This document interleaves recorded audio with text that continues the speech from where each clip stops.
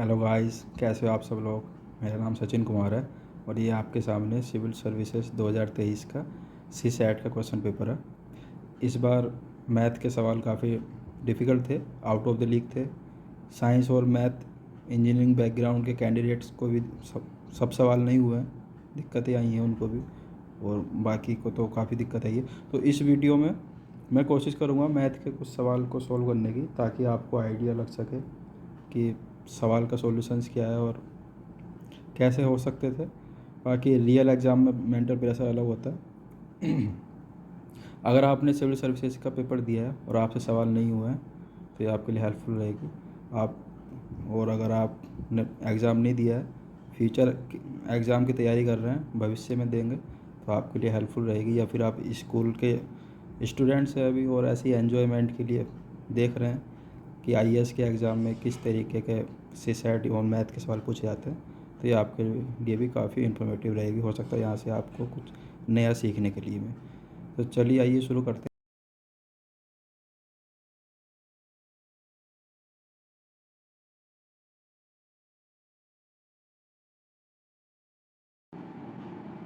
हमारा पहला सवाल है, हमें दिया हुआ है P Q R S N T 5 numbers हैं, जिनमें से 2 ओड हैं और बाकी के 3 इवन रहेंगे। और हमें 2 स्टेटमेंट दिए हुए हैं और इसमें बोला गया कि पहला स्टेटमेंट हमेशा इवन रहेगा।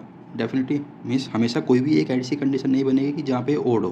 पहला स्टेटमेंट ये बोल रहा है। दूसरा स्टेटमेंट बोल रहा है कि ये हमेशा ही ओड रहेगा, मतलब कोई भी ऐसी कंडीशन नहीं बनेगी जहाँ पे इवन है।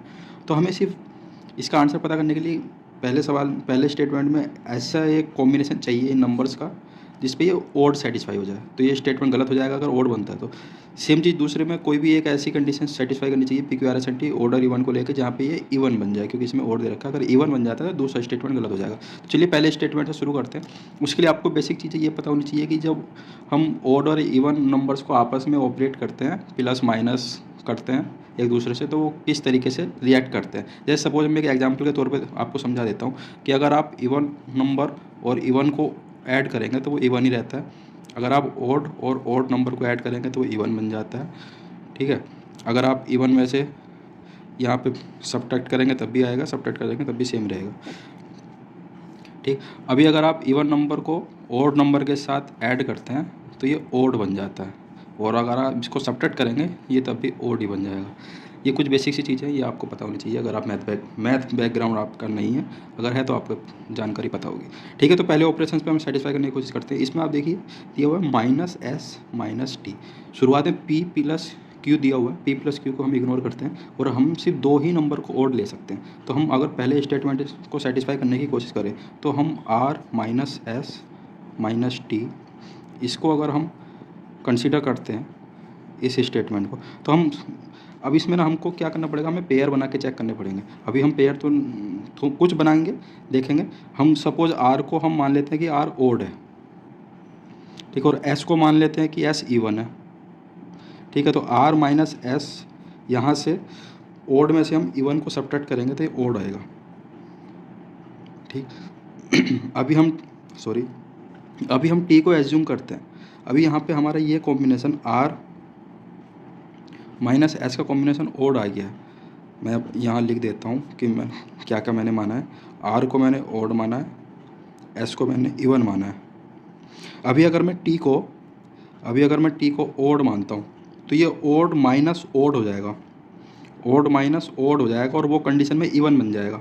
और हमारे दोनों ही ओड नंबर यूज हो चुके हैं, एक हमने आर ओड मान लिया और एक हम टी को ओड मान लेंगे, तो ये हमारे इवन बन जाएगा।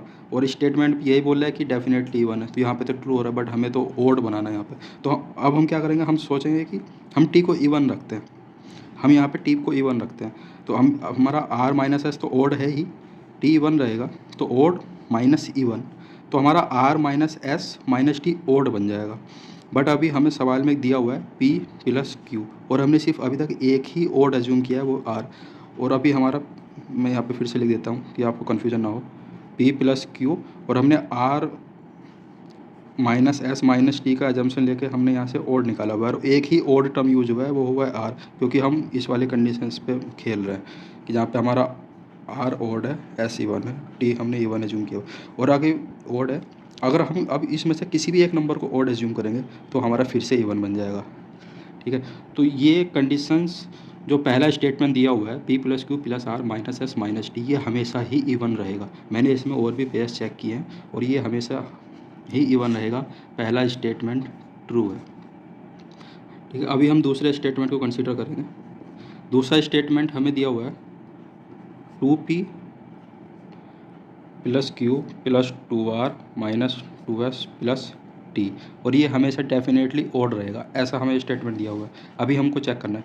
अभी अब आप ध्यान से देखना, हम सिर्फ दो नंबर को ओड ले सकते हैं। 2P एक इवन नंबर है, 2R एक इवन नंबर है, 2S एक इवन नंबर है। अभी हमें यहाँ दिया हुआ है डेफिनेटली ओड, मतलब हमें PQRS and T के एक ऐसा पेयर चाहिए जहाँ पे ये इवन बन जाए। अगर ये इवन बन जाएगा तो ये स्टेटमेंट गलत हो जाएगा। तो अभी हम इवन बनाना है हमें। 2P इवन है, 2R इवन है, 2S इवन है। हम कैसे इवन बना सकते हैं? अगर हम Q एंड T दोनों को ओड ले लें, इसको भी ओड ले लें और इसको भी ओड ले लें, तो हमारा रिजल्टेंट इवन हो जाएगा।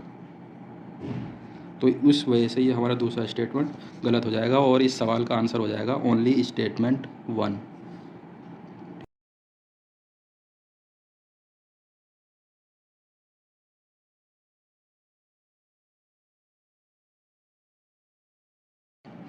इस सवाल में हमें P प्राइम नंबर दिया है, C कंपोजिट नंबर दिया है। कंपोजिट नंबर वो नंबर होता है जो प्राइम नहीं होते।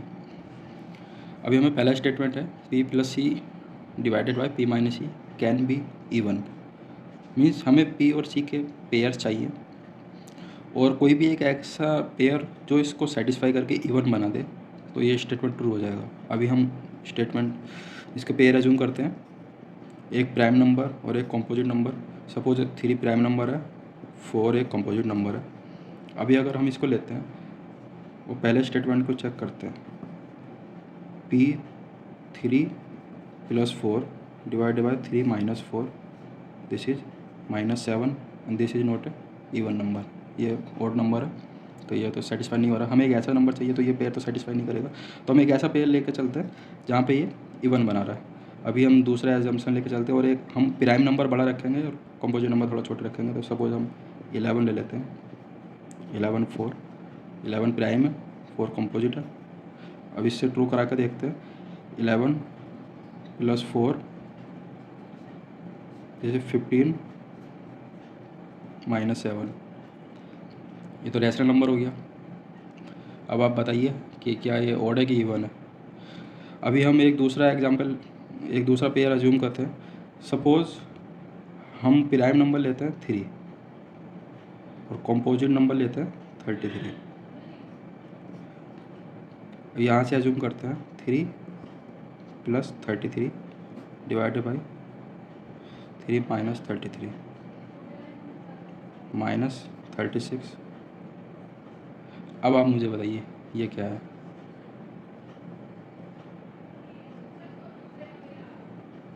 क्या ये इवन नंबर है कि ऑड नंबर है? -1.2 और -6/5।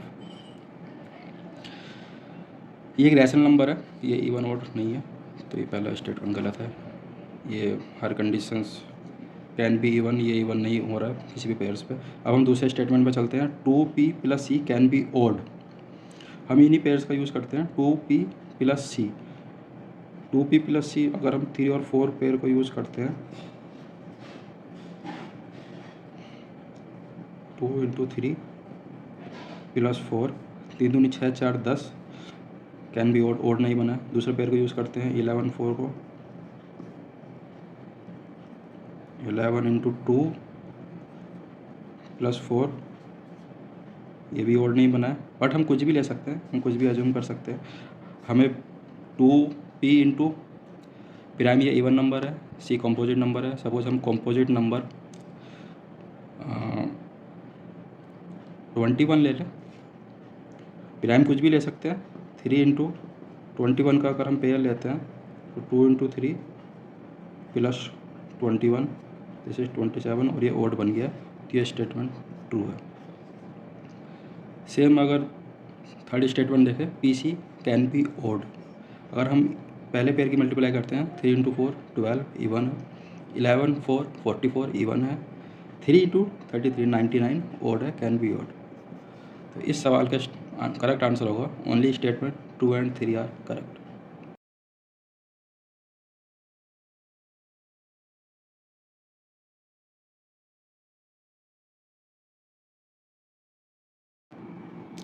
अब ये हमारे पास एक इंटरेस्टिंग क्वेश्चन है। सवाल में ABC एक 3 डिजिट नंबर है, DEF एक 3 डिजिट नंबर है और ये डिस्टिंक्ट नंबर है, मतलब कोई भी इनकी डिजिट रिपीट नहीं कर रही है। जैसे सपोज एग्जांपल में बता देता हूँ, जैसे सपोज ABC हमारा है 1 2 3 एंड DEF हमारा है 6 5 7, मीन्स ABC और DF में कोई भी डिजिट रिपीट नहीं हो रही है।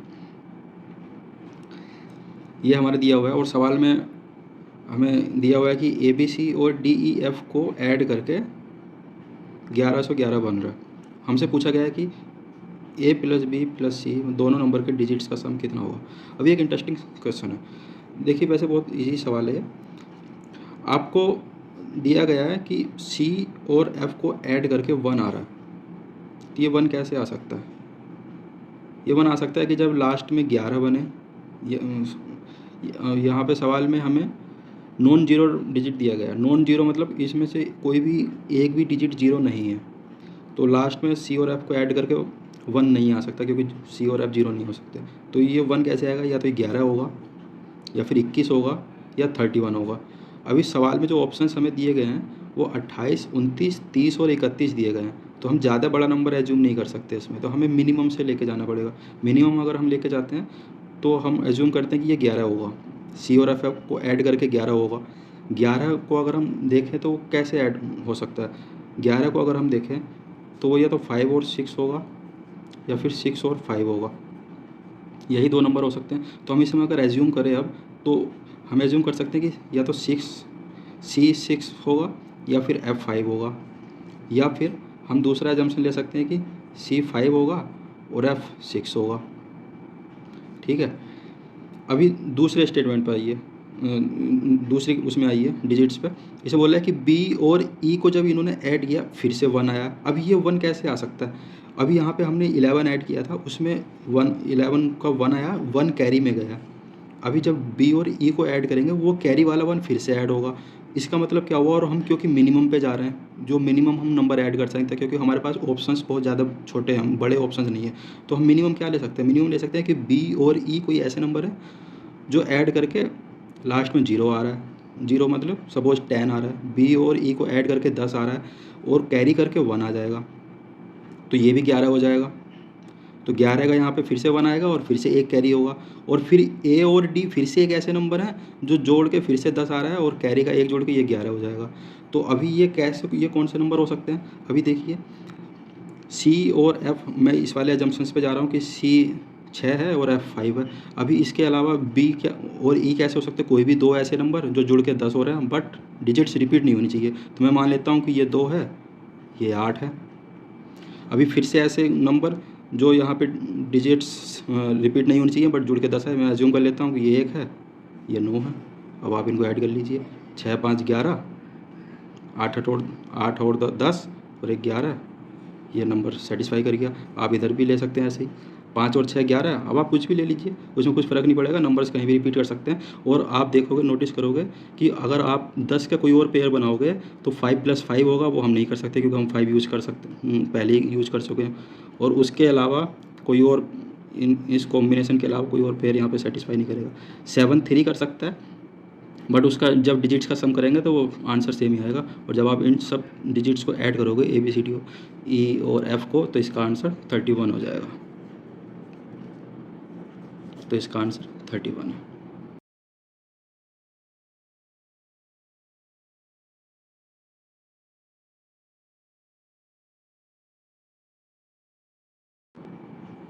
देखिए यहाँ पे हमें ये एक नंबर दिया हुआ था, बड़ा सा नंबर है, और इसकी पावर हमें मल्टीप्लिकेशन में दी हुई है, और हमसे पूछा गया था कि फाइनल जो नंबर आएगी उसकी यूनिट डिजिट क्या होगी। देखिए इस सवाल को सॉल्व करने के लिए सबसे पहले तो पावर को ही शॉर्ट फॉर्म में लिख लो, ये मल्टीप्लिकेशन में लिखा हुआ है। ठीक है, तो ये अगर हम पावर को शॉर्ट फॉर्म में लिखे तो 9 7 63 और 5 तिया 15, 15 एकम 15, 15 तिया 45, तो ये 945 ये पावर में है। ठीक है, अभी हमको सिर्फ यूनिट डिजिट पर फोकस करना है। यूनिट डिजिट यहाँ पे अगर इस नंबर की यूनिट डिजिट देखें तो 2 है, क्योंकि अगर हम इस नंबर को मल्टीप्लाई करेंगे, मैं लिख के थोड़ा सा बता देता हूँ, कभी कुछ लोगों को समझ में ना आए। सपोज़ अगर इसकी पावर ये 945 है, 945 ना होकर अगर पावर 2 रहेगी तो इस नंबर की खुद में ही मल्टीप्लाई होगी। और यूनिट डिजिट कैसे बनेगा? यूनिट डिजिट हमेशा जो इसका यूनिट डिजिट है 2, उसकी खुद में ही मल्टीप्लाई होगी। कहने का मतलब है कि अगर इसकी पावर 1 होगी तो वो 2 की पावर 1 का जो होगा वही उसकी यूनिट डिजिट होगी। अगर इसकी पावर यहाँ पे 2 होगी तो यहाँ पे जो यूनिट डिजिट 2 है उसकी जो यूनिट ये सोल्व करके आएगा वही रहेगा। अगर यहाँ पे इसकी पावर 3 रहेगी तो इसकी जो यूनिट डिजिट है जिसकी पावर 3 है, इसका जो प्रोडक्ट होगा वही आंसर आएगा। कहने का मतलब ये है कि हमें इस पूरे नंबर की यूनिट डिजिट ना चेक करके हमें सिर्फ ये चेक करना है कि 2 की यूनिट डिजिट क्या होगी जब इसकी पावर 945 रहेगी, और यही हमारा आंसर हो जाएगा। अभी हमको 2 की यूनिट डिजिट पता करनी है, तो हमें इसका थोड़ा सा देख लेते हैं, इसका पैटर्न देख लेते हैं कि इसका पैटर्न रिपीट हो रहा है कि नहीं हो रहा है, या फिर क्या पैटर्न है जब इसकी पावर्स इंक्रीज़ हो रही हैं। तो अगर इसका हम करेंगे 2 की पावर 4 16 रहेगा, 16 में इसका यूनिट डिजिट 6 रहेगा। फिर आगे जाएंगे तो 32 का यूनिट डिजिट 2, 32 के आगे 64 का यूनिट डिजिट 4, और 64 का आ जाएगा 128, उसका यूनिट डिजिट रहा। तो आप देखोगे कि ये यहाँ के बाद रिपीट करने लगा है। 2486 248, अगली बार यूनिट डिजिट करोगे तो 126 आएगा, उसका यूनिट डिजिट 6 होगा। तो यहाँ पे रिपीट होने लगा है। तो अब यहाँ देखोगे, यहाँ पे ये 4 टर्म के बाद इसका यूनिट डिजिट रिपीट हो रहा है। तो हम इसमें देखेंगे अब 945 जो इसकी पावर टर्म्स हमें दी गई थी, इसमें 4 का रिमाइंडर क्या है। तो हम इसको सिंपल कुछ नहीं 945 से डिवाइड कर लेंगे। ये उन लोगों के लिए डिवीजन का तरीका जिन लोगों की मैथ में कॉन्सेप्ट थोड़े वीक है। नहीं तो अगर आपको पता है कि ये 4 का मल्टीपल है कि नहीं, तो आप डायरेक्ट पता कर सकते हैं। 4 का कोई भी नंबर अगर उसके लास्ट के 2 डिजिट्स 4 से डिवाइड हो रहा है तो वो नंबर 4 का मल्टीपल है। अगर हम इसकी लास्ट की 2 डिजिट को 4 से डिवाइड करेंगे तो यहाँ पे रिमाइंडर 1 बच जाएगा। ठीक है, हम इसको वैसे भी नॉर्मल भी सॉल्व कर सकते हैं।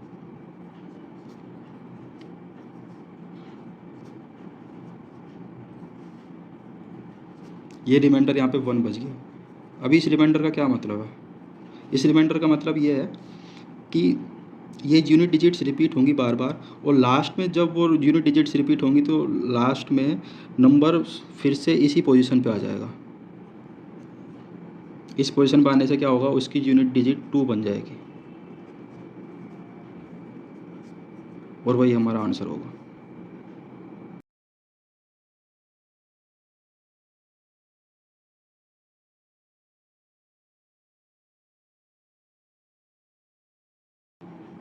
ये इस सवाल में हमें एक लंबी चौड़ी मल्टीप्लिकेशन दी गई थी और हमसे पूछा गया था कि अगर हम इस नंबर को 100 से भाग दें तो शेषफल या रिमाइंडर क्या होगा। अभी आप देखेंगे हम 100 से भाग दे रहे हैं और रिमाइंडर पूछ रहा है, तो जो भी नंबर ये मल्टीप्लिकेशन करके जो भी नंबर आएगा उसकी लास्ट की 2 डिजिट्स ही इस नंबर्स के रिमाइंडर को डिफाइन कर जाएंगे। तो हमें अब इसके 2 तरीके हैं, या तो आप इस नंबर की पूरी कैलकुलेशन करिए, आपकी अगर कैलकुलेशन फास्ट है तो आप तुरंत कर लेंगे, और नहीं है तो आपको लगभग 1 से 2 मिनट लग जाएंगे इसको मल्टीप्लिकेशन करने में। दूसरा तरीका ये है, क्योंकि हम 100 में दिया हुआ है और 100 में जिस भी नंबर की लास्ट की 2 डिजिट्स हमको सिर्फ पता करनी है, लास्ट की 2 डिजिट हमको पता करनी है, और वहीं से हमें रिमाइंडर पता चल जाएगा। तो एक तरीका ये है जो मेरे को लगता है कि थोड़ा आसान तरीका है कि क्योंकि ये 6 नंबर हैं तो इनके नंबर को मल्टीप्लिकेशन करके लास्ट के सिर्फ 2 डिजिट पता कर लीजिए। जैसे अगर आपको पूरी कैलकुलेशन करनी पड़ जाए तो 85 27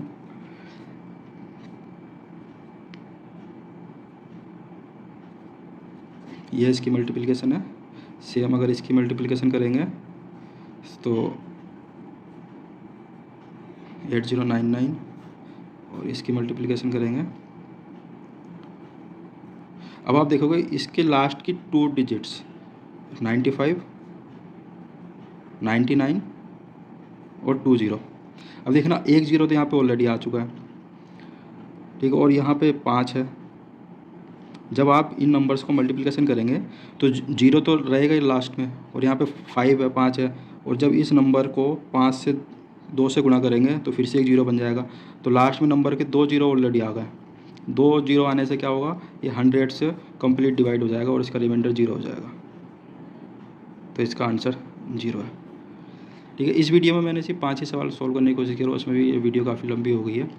ठीक है, अगर आपको कोई भी सॉल्यूशन समझ में नहीं आया है या फिर मेरे बताने में कहीं पे दिक्कत हुई है तो आप कमेंट करके बता सकते हैं, या फिर अगर आपको सॉल्यूशन अच्छा लगा, अप्रिशिएट करना चाहते हैं, उसके लिए भी आप वीडियो को लाइक कर सकते हैं, चैनल को सब्सक्राइब कर सकते हैं और अपने दोस्तों के साथ वीडियो को शेयर कर सकते हैं। अगर आपको कोई भी डाउट है तो कमेंट सेक्शन में आप कमेंट करके मुझसे पूछ सकते हैं। मैं हर वीडियो हर जो भी कमेंट आएगा उसका रिप्लाई करने की कोशिश करूँगा और आपका डाउट दूर करने की कोशिश करूँगा। ठीक है, बाकी जो दूसरे क्वेश्चंस हैं आगे उनके भी मैं जल्द ही सॉल्यूशन लेके आऊँगा। ठीक है, तब तक के लिए धन्यवाद, थैंक यू।